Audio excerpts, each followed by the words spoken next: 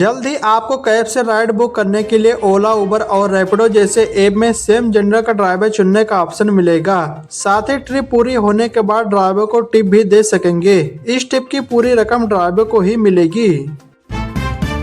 भारतीय सेना के जवान 5 साल बाद सोशल मीडिया ऐप पर फिर से इस्तेमाल कर सकेंगे। 2020 में लगा बैन कुछ शर्तों के साथ हटा दिया गया है। न्यूज एजेंसी एएनआई के मुताबिक नई गाइडलाइन के तहत जवान इंस्टाग्राम पर रील, फोटो और वीडियो देख सकेंगे। हालांकि कमेंट करने की अनुमति नहीं है। व्हाट्सएप, टेलीग्राम जैसे ऐप पर गैर गोपनीय जानकारी शेयर कर सकेंगे। इसके अलावा यूट्यूब और एक्स का इस्तेमाल केवल जानकारी के लिए किया जा सकेगा। यूपी के प्रयागराज में माघ मेला में महाकुंभ की तरह ही यात्रियों को सुविधा के लिए दिशावार ट्रेनों का संचालन किया जाएगा।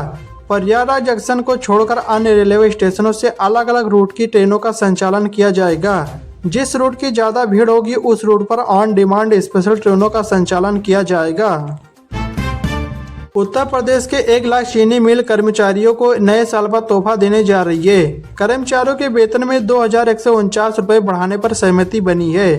प्रमुख सचिव की औपचारिक मोहर लगते ही वेज रिवीजन का आदेश जारी कर दिया जाएगा। प्रयागराज से 4 जिलों के लिए 6 इलेक्ट्रिक बसों का संचालन शुरू। अयोध्या, वाराणसी, कानपुर, लखनऊ जाएंगी बसें।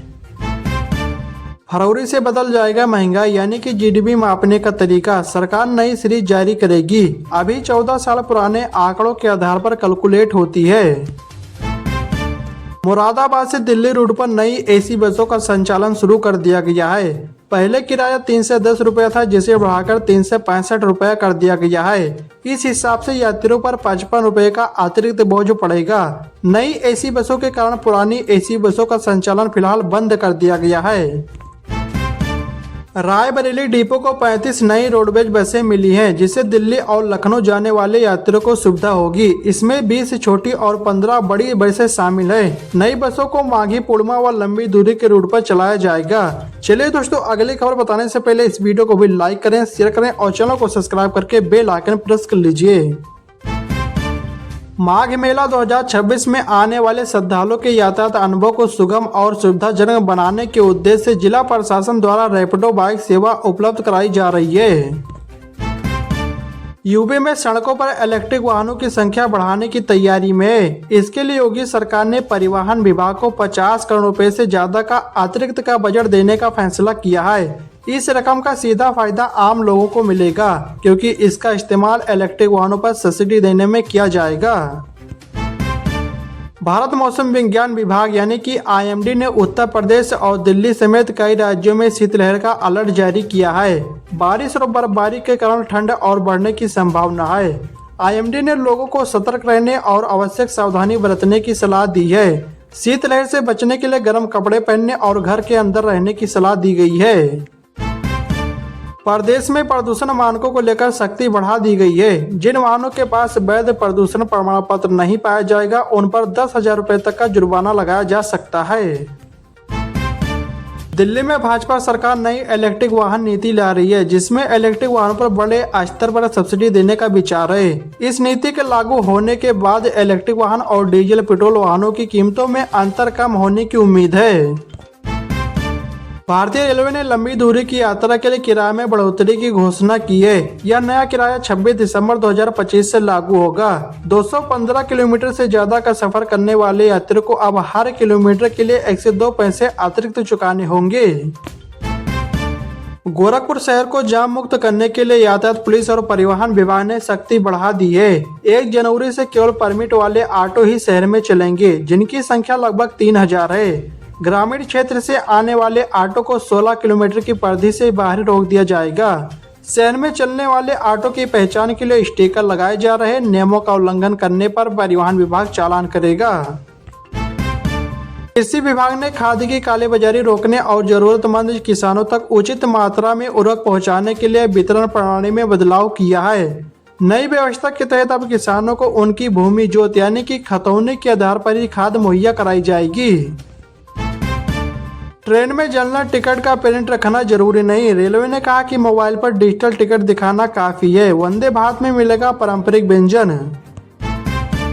यूपी की योगी सरकार नए साल में युवाओं को बड़ा तोहफा देने जा रही है। 2026 में 1.5 लाख सरकारी नौकरियां निकलेंगी। सीएम योगी ने हाल ही में अफसरों के साथ बैठक में विभागवार खाली पदों की डिटेल मांगी थी, जिससे इन पदों पर नियुक्ति की जा सके। हालांकि समीक्षा करने के बाद 2026 में युवाओं को 1.5 लाख सरकारी नौकरी देने की इजाजत दे दी है। मौसम विभाग ने अगले 3 दिनों तक कड़ाके की ठंड और कोहरे का अलर्ट जारी किया है। पश्चिमी विक्षोभ की वजह से पहाड़ों में हल्की बारिश और बर्फबारी की संभावना है। इसके अलावा पंजाब और हरियाणा में भी बारिश की संभावना जताई गई है। सीएनजी और घरेलू पीएनजी 1 जनवरी से सस्ती होगी। कंज्यूमर्स को हर यूनिट पर 2 से 3 रुपए की बचत होगी। गैस रेगुलेटरी बोर्ड ने ट्रांसपोर्टेशन चार्ज घटाए हैं। दिल्ली ट्रैफिक पुलिस ने चालान भुगतान के लिए बीबीपीएस सुविधा शुरू की है, जिससे वाहन मालिक अब किसी भी यूपीआई ऐप पर अपना नंबर डालकर पेंडिंग चालान देख सकेंगे और उनका तुरंत ऑनलाइन भुगतान कर सकेंगे। उत्तर प्रदेश सरकार ने पेट्रोल और डीजल पंप खोलने की प्रक्रिया को आसान बताते हुए बड़ा बदलाव किया है। अब पहले की तरह 10 विभागों से एनओसी लेने की जरूरत नहीं होगी। नए नियमों के अनुसार प्रदूषण नियंत्रण बोर्ड और वन विभाग समेत कई विभागों की अनुपत्ति प्रमाण पत्र की अनिवार्यता खत्म कर दी गई है। दिल्ली ट्रैफिक पुलिस ने अपने विशेष अभियान ऑपरेशन चक्रव्यूह के तहत 24,000 से अधिक वाहनों का चालान किया और 144 वाहनों को जब्त किया। अभियान का उद्देश्य ट्रैफिक नियमों का उल्लंघन को रोकना और अनुशासित ड्राइविंग को बढ़ावा देना था। यूपी में कड़ाके की सर्दी के चलते बदायूं डीएम ने 1 से 8 तक के सभी स्कूलों का समय बदल दिया है। बदायूं में अब सुबह 10 बजे से 3 बजे तक कक्षाएं संचालित की जाएंगी। यह आदेश 1 से 8 तक के स्कूलों पर लागू होगा। सुप्रीम कोर्ट द्वारा पूर्व में जारी आदेश के क्रम में प्रदेश के पारदर्शी विद्यालय में तैनात बीएड योग्यताधारी शिक्षकों को 6 महीने का ब्रिज कोर्स कराने की प्रक्रिया शुरू कर दी गई है। इससे लगभग 33,000 शिक्षकों को बड़ी राहत मिलेगी। वंदे भारत ट्रेनों में अब यात्रियों को परोसे जाएंगे स्थानीय व्यंजन। रेल मंत्री ने अधिकारियों को दिए निर्देश। लखनऊ में गोमती किनारे 7,710 करोड़ की लागत से बन रहा है 57 किलोमीटर लंबा ग्रीन कॉरिडोर। 5 लाख लोगों को होगा सीधा लाभ। भारतीय नागरिकता छोड़ने वालों की संख्या लगातार बढ़ रही है। विदेश मंत्रालय ने सांसद को बताया कि पिछले 5 सालों में करीब 9 लाख भारतीयों ने अपनी नागरिकता छोड़ दी है। राम जन्मभूमि तीर्थ क्षेत्र ट्रस्ट ने बताया कि 31 दिसंबर को राम मंदिर की दूसरी वर्षगांठ प्रतिष्ठा द्वादशी के रूप में मनाई जाएगी। इस अवसर पर मंदिर परिसर के 7 उप मंदिरों के शिखरों पर ध्वजा फहराने का कार्यक्रम होगा। रक्षा मंत्री राजनाथ सिंह और मुख्यमंत्री योगी आदित्यनाथ मुख्य अतिथि के रूप में शामिल हो सकते हैं। आगरा से लखनऊ एक्सप्रेसवे की मरम्मत और रखरखाव के लिए सरकार ने 1.5 अरब रुपए की धनराशि स्वीकृत की है। यह धनराशि वर्तमान वित्तीय वर्ष में सड़क सुदृढ़ीकरण के लिए मंजूर की गई है। उत्तर प्रदेश के सीतापुर में सरकारी पारदर्शी स्कूलों में टीचरों के लिए भी ड्रेस कोड लागू कर दिया गया है।